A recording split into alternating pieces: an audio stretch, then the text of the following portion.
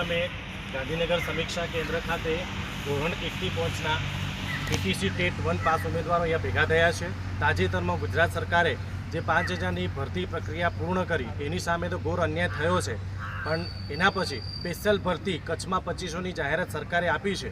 હવે બન્યું છે એવું કે સરકારે જે અગાઉ અલગ ઠરાવ કરેલો છે 33 અને 90નો, અને સરકારે 2017 પછી ડાયરેક્ટ 2023માં 6 વર્ષ પછી પરીક્ષા લીધી, જેના કારણે અમારા જે ઉમેદવારો છે એ ઉંમરમાંથી બાકાત રહી ગયા છે।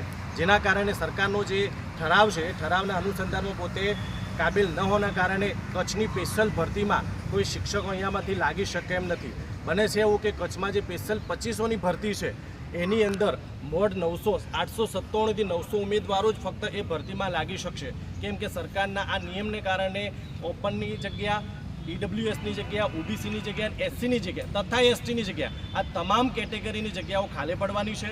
એક બાજુ સમગ્ર કચ્છ શિક્ષકોની માગણી કરી રહ્યું છે, એની સામે કચ્છમાં શિક્ષકો ક્વોલિફાઈડ છે છતાં પણ સરકારની આવી અનીતિના કારણે એમને પૂરતા શિક્ષકો મળી શકવાના નથી। હું એમ કહું છું કે 1600+ કાયમી શિક્ષકોની જગ્યા કચ્છમાં ખાલી રહેશે, તો એની સામે સરકાર આ ખાલી પડેલી જગ્યાઓની સામે તાત્કાલિક એના કંઈક પગલાં લઈ અને અમારી કેટેગરીમાં એ તમામ જગ્યાઓ કન્વર્ટ કરે એવી અમારા તમામ આ મિત્રોની વિનંતી છે।